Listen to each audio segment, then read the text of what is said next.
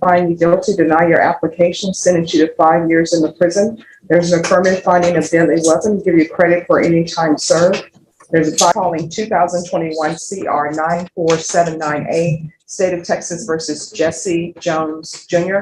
That parties announced for the record for the state. Ryan Grimmer for the state of Texas. For the defense. Shannon Locke for Jesse Jones. And are you Jesse Jones? Yes, ma'am. All right, we're here for sentencing. You entered a plea of no contest on April 18th and applied for deferred adjudication. According to the plea bargain agreement, punishment is to be assessed at a cap of 8 years.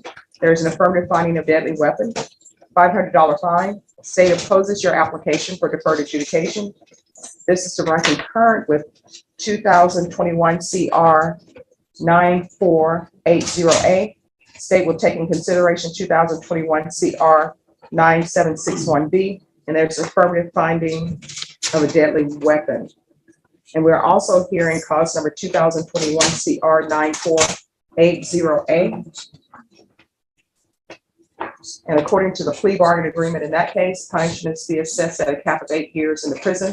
There's a $500 fine, affirmative finding of deadly weapon. State opposes the application for deferred adjudication.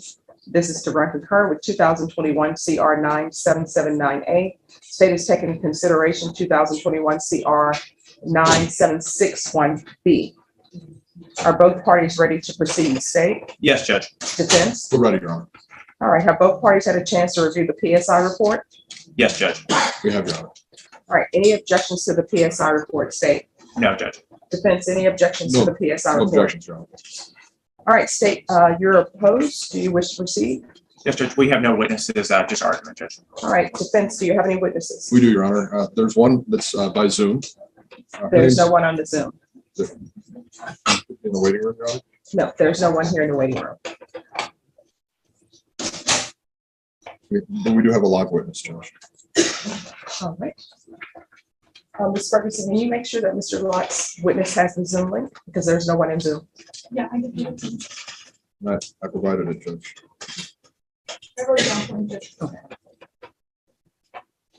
We do have another live witness, Judge. All right, if you wish to call that witness. Jesse Jones Sr.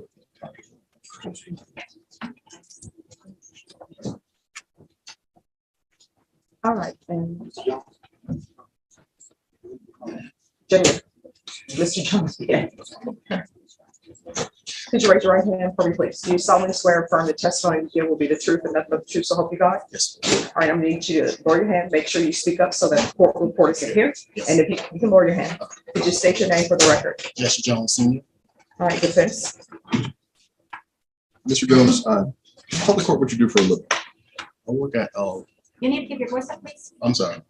I work at Oak Farms Deli, Oak Farms Family. I've been there for a week now. I just started that job. I work from 7 in the morning to 5 in the evening. Tell us a little bit about yourself. Where are you from? I'm from New Orleans. How long have you been in San Antonio? I've been in San Antonio 6 years. I work. All right, so we're back on the record. Mr. Jones, did Jesse, at some point, Jesse joined you in San Antonio? Yes, he joined me 3 years ago. Now, when he joined you, tell us a little bit about yourself. What are the rules of your house? The rules of my house: no smoking, no drugs, no drinking. And did Jesse at some point move out of your home? Yes, he did. Is that because he didn't want to follow the rules? Yes. And during that period, that's when he was. That's when this crime occurred. Is that correct? Yes. Since then, where has he been living? He's been living with me. Can you tell the court a little bit about what he's been like since his arrest and release from the Dare County Jail? 100% improvement. How's He's been doing everything the court asked him to do. He's been going to work, coming home on time, and he's been letting me know every court appearance that he had to do. So is he? What kind of work is he doing? He's working at churches on Fredericksburg Road. And, for a little while, he had a job at Whataburger. Is that right? Yes. And he's following the rules of your house. Yes, sir. He's doing his chores, but not only that, more importantly, he's not using any substance. No. And the use of that substance, is that tolerated by you at all? No. And that includes alcohol. Yes. And marijuana. Yes. And any other kind of illegal drugs. Yes, sir. Okay, you do not tolerate. I do not tolerate. And any of those things including alcohol. Do you use any of those things yourself? No, sir.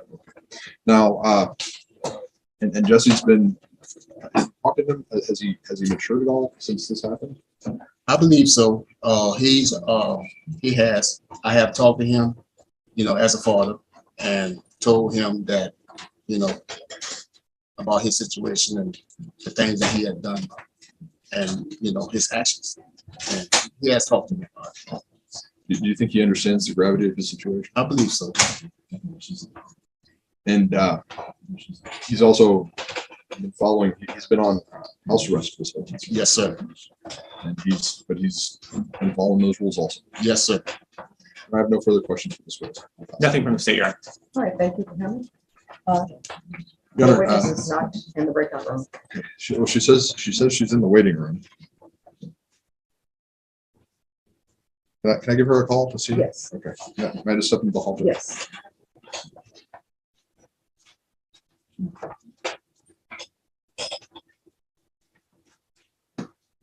She says it says, please wait for the host to start this meeting. Then that means that she's not in the appropriate zone.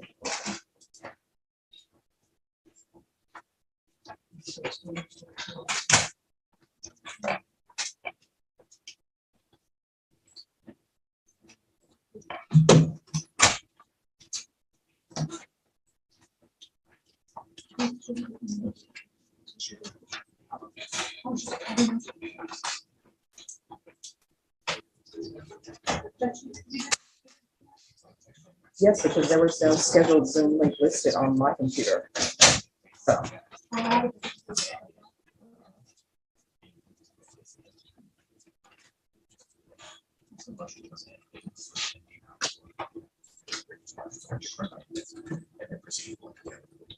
right, Mr. Locke, this is the link. I think I got it. You have it? Okay, I'm gonna write it for you.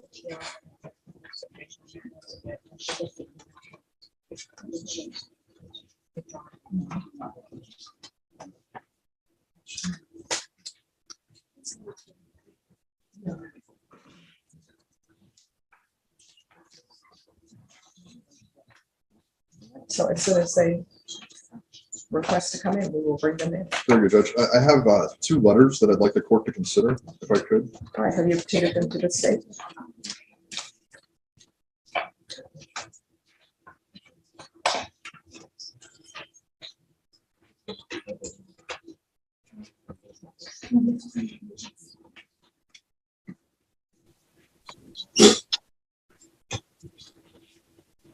No objection from the state, Your Honor. All right, and your witness is here. Okay, very good. All right, call your next witness. Thank you. I'll call Leah Jones. Who are you texting? No, I was He had a letter from his boss. He's going to try to. Okay, all right, thank you. All right, Ms. Jones, could you raise your right hand for me, please? Do you solemnly swear or affirm the testimony you give will be the truth and nothing but the truth, so help you God? Yes. All right, I'm gonna need you to make sure that you speak loudly so that the court reporter can hear. You can lower your hand. Could you state your name for the record, please? Leah Jones. Defense. Thank you. Leah, can you tell us a little bit, how do you know Jesse? Who is Jesse to you? Jesse's my little brother. And tell us a little bit about Jesse. What was his life like growing up? My brother has always been like someone who could listen to others and try to understand them. Over the years, him and I did not talk as much. Ms. Jones, make sure you speak loudly because the court reporter has to hear. Okay, I'm sorry. Can you hear me? Is that loud enough? She could speak louder. Speak louder, please. Can you hear me now? Yes. Okay, so my brother Jay has always been someone who could listen to others and try to understand them. Over the years, him and I didn't talk as much as I would have liked, but I was trying to figure out my life and navigate through adulthood alone for the first time. So we didn't talk as much, but currently my brother and I are always having conversations about life and the decisions that he make ever since this situation has happened. We grew up with a mother who was very verbally, physically, and emotionally abusive. So it always felt like we're walking on eggshells. We never knew when she would snap and why. and our emotional needs were never really met because she was always putting herself first. So we began to operate from selfishness out of self-preservation. Even with everything she has done, my brother has always been able to extend her grace, something that I've always kind of struggled with, and that I'm currently working on. As I grew older and I listened to other people and their struggles, it helped me understand when I wasn't able to really do, and understand that everyone else has trauma as well. My brother didn't realize I had a lot of pain and trauma from our childhood until we had an open and honest discussion about it. Leah, Being someone who has lived through trauma himself, we had this conversation about the negative impact on how these individuals and their family, hearing him struggle through trying to explain the situation and the disgust he had for himself allows me to remind him of those feelings so he doesn't make these terrible decisions again. I ask him questions like, do you want to keep feeling like this shame and regret? Do you want to live a life of regret and let the guilt consume you? Think about how your actions affect other people. You've been through trauma, so don't be the source of someone else's trauma. and so has Jesse, has he listened to that? Do you think he's absorbed what you've talked to him about? I definitely think he did. I mean, we talk every 2 to 3 weeks. We catch up. We see where our headspaces are. I feel like he lives intentionally. His faith is a lot stronger than mine, honestly. He's thinking about going to college. He knows that he's alive and he's breathing today, so he knows he has a purpose in this life. So he has to just keep moving forward positively. Has he grown up a lot since he was arrested for these? Definitely. I felt like he was very selfish at first, and us just really talking about just thinking of himself and putting himself first, and knowing that other people go through things too. You're not the only one who has gone through trauma. We're all just dealing with it. I know that I come off like I have everything together and that everything's good for me, but it's not always the case. So he knows that. I have no further questions for all pass the witness. Nothing from the state, Your Honor. All right, thank you. Do you have any other witnesses or evidence? Yes, Judge. I have a letter from Mr. Jones's high school counselor. All right, any objections? None from the state, Your Honor.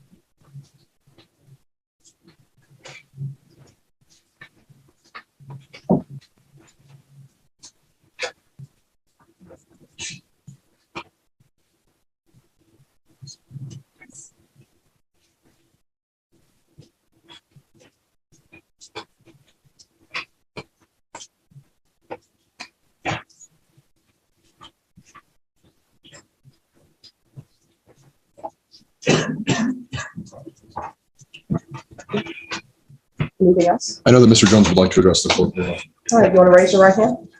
You solemnly swear affirm the testimony you give with the truth and nothing but the truth so help you God? Yes, ma'am. All right, you can lower your hand. State your name for the record. Jesse Jones. Vince? Jesse, what would you like the court to know about you?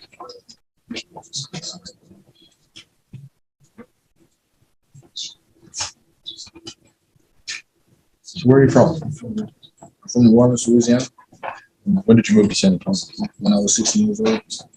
And what was that transition like for you? It was different. I didn't really get used to it. I haven't gotten used to it at all. I'm 19 now. Just a little louder, please. I haven't really got used to it yet. So that transition was difficult. And at some point, you decided you weren't gonna live under your father's roof. Yeah, when I was 17. You left. Yeah. And what were you doing when you were 17 and you left your father's house? What was your lifestyle like? What was that like? What were you doing? I was basically just doing anything I wanted. Weren't following any rules? And you're gonna have to speak up so the court reporter can hear you. And you were living with your best friend, is that right? Yeah, I was living with my best friend and his mom. And you were using any kind of substances? Okay. And then you're gonna have to speak up and tell the court what you were using. I was using Xanax bars and marijuana. Now, that night, have you given any thought to that night that when you were arrested? I think about it every day.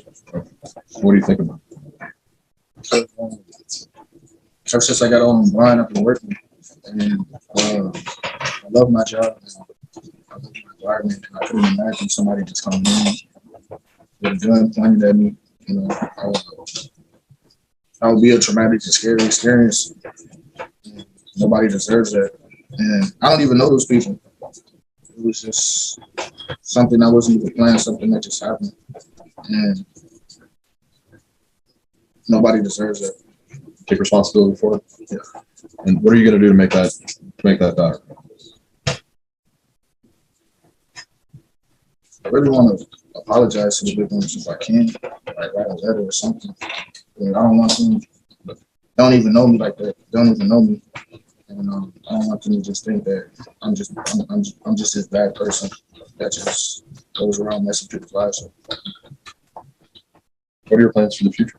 I'm gonna go to college. So, I want to continue to work. Stay out of trouble. You've been on this ankle monitor the whole time? Since September. Been following the rules? And right now, are you clean? You take a drug test? You're nodding your head, but again, the court reporter has to let you down. I'm sorry. So what was the answer to that? Yes.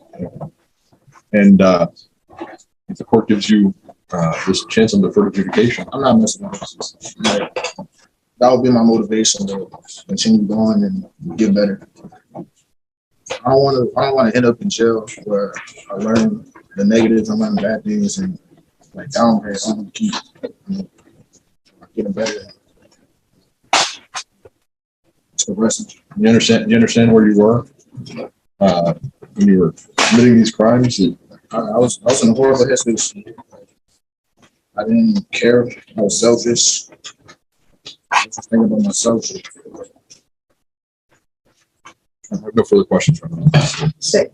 Mr. Jones, what was the reason y'all went, that you and Mr. Marine went into those convenience stores to rob them? There's no reason at all.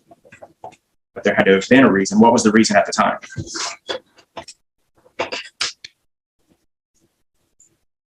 I don't really have a reason or excuse. Like, it just happened. It wasn't planned. That day wasn't even supposed to go like that. Like, the day started with me at my friend's house, and we was just doing the usual, just watching TV and stuff. And then he had called me at like 2 p.m. and asked me if I wanted to smoke and try some bars with him. And then after that, I went to his house, and that's what we did. And we were supposed to go out to eat and play some basketball. Obviously, that didn't happen. We went to the basketball court, and I remember just blacking out and going in and out. I don't really remember. So you're telling this court that you took some Xanax bars and somehow you ended up in 3 different convenience stores with a pistol in your hand up to a clerk's face. And you don't know how that happened. Like I said, we didn't set out, like, it wasn't like, oh, let's go do this, let's go do that. Like, it literally just happened. Like, I was in one place and then I was at the next place.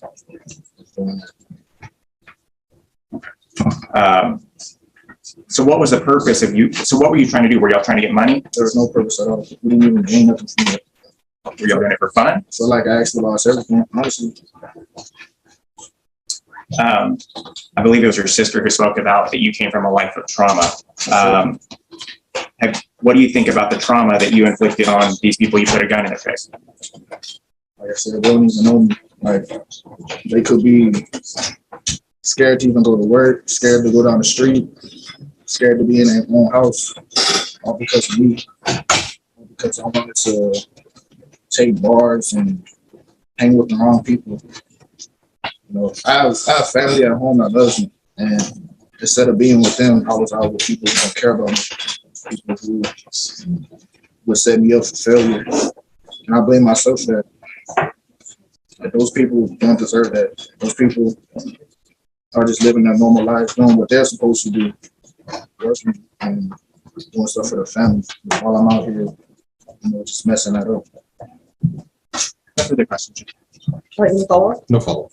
Any other witnesses? No other witnesses. All right, in each of the cause numbers, the court is going to find you guilty, deny your application, sentence you to 5 years in the prison. There's an affirmative finding of deadly weapon, give you credit for any time served. There's a $500 fine in each cause number, time and money is run concurrent. Each case will run concurrent with each other. So 2021 CR 94798 and 2021 CR 9480A are to run concurrent. Court is taken in consideration in each cause number 2021 CR 9480A. Is there anything else from either side with regards to sentencing?